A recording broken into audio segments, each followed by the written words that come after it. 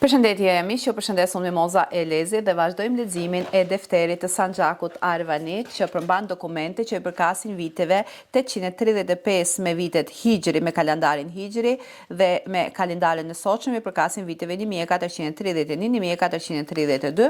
Patjetër ky defter është përmbledhur nga historiani i njohur turk Halil İnancık dhe në këtë defter shikojmë regjistrimet më të vjetra të Perandorisë Osmane dhe pikërisht në këtë defter shohim sidomos vilajetin e Jugut, në Gjirokastës, të Beratit dhe deri në Akçahisar, pra në vilajetin e Krujës, dhe kemi regjistrimin e gjerë të fshatrave shqiptare, të popullsisë shqiptare, të ardhurave të këtyre fshatrave, taksat që paguanin dhe sot do të jemi në faqen 15 dhe do të fillojmë me timmarrjen e Bajrambegut. Përpara se të filloj leximin e timmarrjeve të sotshme, dua të them që programet e mia me tema historike, me shpalosjen e dokumenteve dhe me çështjen e shqiptarëve të Turqisë shfaqen çdo të mërkurë dhe çdo të shtunë në kanalin tim në YouTube, ku pres nga ju të bëni videot like, të bëni komente në video, të shpërndani videot dhe ato të cilët ka mundësi të bëhen edhe abonent mujor në kanalin tim dhe kjo do të jetë një përkrahje goxha e mirë për mua. Faleminderit dhe vazhdojmë atëherë leximin e defterit të Sanxhakut Arvanit, siç shikojmë edhe nga emri dhe siç është përshkruar edhe në fillim në hyrje të defterit dhe me përmbledhjen e tij, ku ky defter i përket trojeve shqiptare, tokave shqiptare, pra të Arvanitisë, që ishin fshatra që flisnin shqip, që kisnin trojve shqiptare, sepse nëse nuk i përkasin trojve shqiptare, nuk flitet shqipja, po i flitej një gjuhë tjetër. Sot jemi në faqen e 15 të defterit Arvanit, jemi përsëri në vilajetin e Gjirokastrës dhe fillojmë me timmarrjen e Bajrambegut. Bajrambegu i dëbuar ose i zhvendosur kishte ardhur nga Tarakloborlu dhe prej kohës së sultanit të ndjerë gëzot në këtë timar. Pra Tarakloborluja është një fshat që përket zonave të Turqisë dhe pjesa më e madhe e timmarlimeve janë sjellën nga vende të ndryshme të Turqisë për të qëndruar sa më besnik Perandorisë Osmane për të bërë regjistrime sa më të rregullta, se në bazë të tyre do të mblidheshin taksat dhe do të mblidheshin edhe djemt për të dërguar në Sarajin Sultanit. Bajrambegu vetë ishte i detyruar për shërbim ushtarak me pajisje të plota dhe në shërbim të tij kishte një ushtar të armatosur.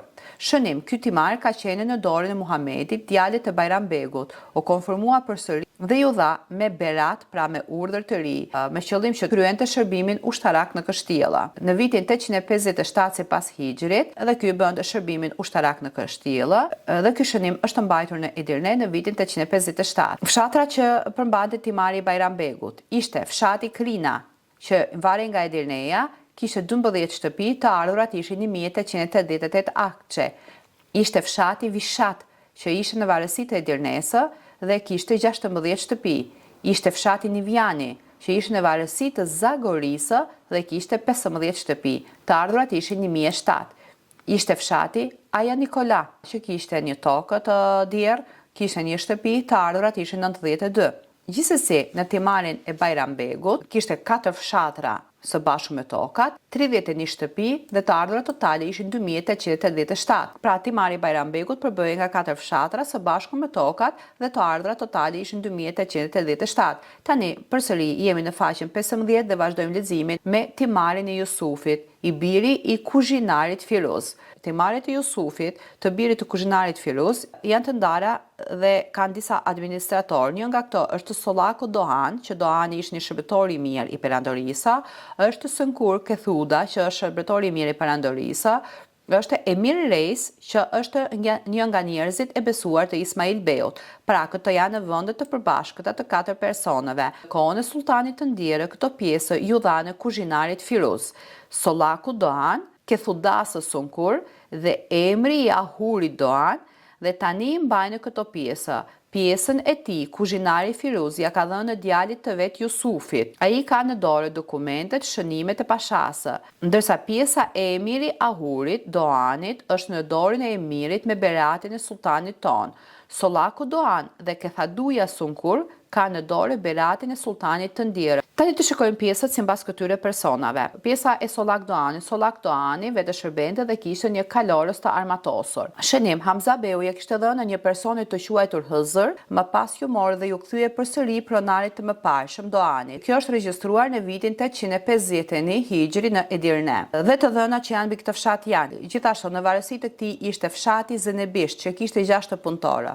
Ishte fshati Kënoshaj, që ishte në varësi të Edirnesë, kishte 12 shtëpi, 4 gra të veja. të ardhurat totale ishin 994. Në varësi të tij ishte fshati Minkuli, në varësi të Edirnesa kishte 16 shtëpi, një grua të ve, të ardhurat ishin 966 akshe.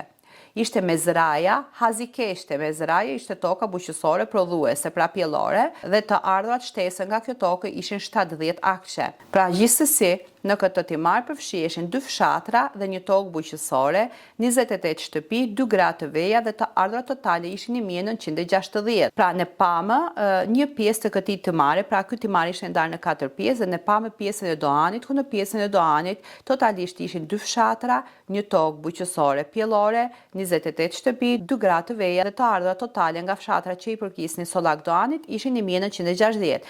Tani të shikojmë pjesën Kethuda të Senkurit. Kethuda Senkuri kishte një veç shërbëtor të armatosur. Shënim, këtë pjesë që më parë ishin regjistruar për Kethuda Senkurin bashkë me pjesën e Mustafa Beut, që është shënuar më poshtë, u konfirmuan përsëri. Në gjendjen aktuale u regjistruan si të tilla, me letër të Kasëmpashës dhe pas shqyrtimit të çështjes nga një trim i quajtur Ibrahim, u vërtetuan dhe u dhanë përsëri.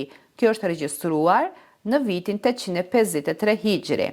Prona që i përkisnin Kethuda Senkurit ishin një vresht i Zenebishtit me 6 punëtor. I përkiste fshati Minkuli me 17 shtëpi dhe të ardhurat ishin 1075.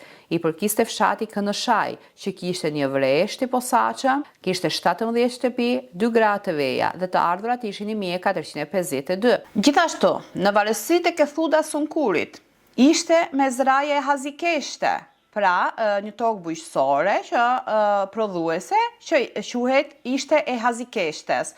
Të ardhurat nga kjo tokë bujqësore ishin 70 akshe. Totalisht në varësi të Kethuda Senkurit ishin 3 pjesë, pra 3 zona, 3 fshatra me toka bujqësore, totalisht kishin të treja 34 shtëpi, 2 gra të veja dhe të ardhurat e përgjithshme ishin 5972. Tani të shikojmë pjesën e Emir Reisit, që ishte vetë shërbyes dhe kishte një kalorës të armatosur në shërbim të tij.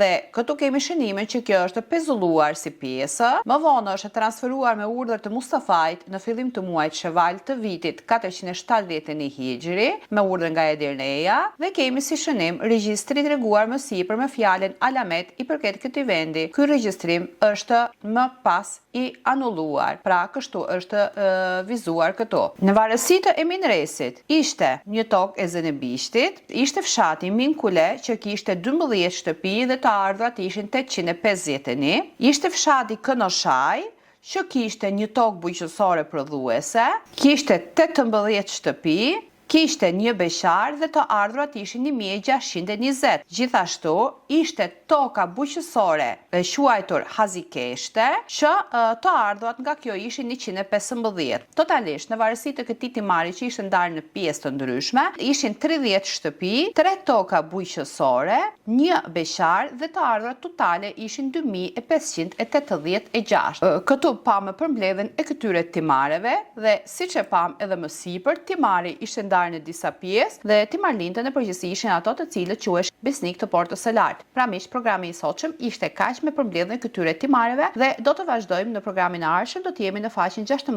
të defterit të Sanxhakut Arvanit dhe do të shikojmë timaret e tjera. Faleminderit për ndjekjen, ju lutem bëni like në video, komentoni në video, shpërndani video dhe gjithashtu përkrahani duke u bërë abonent në kanalin tim.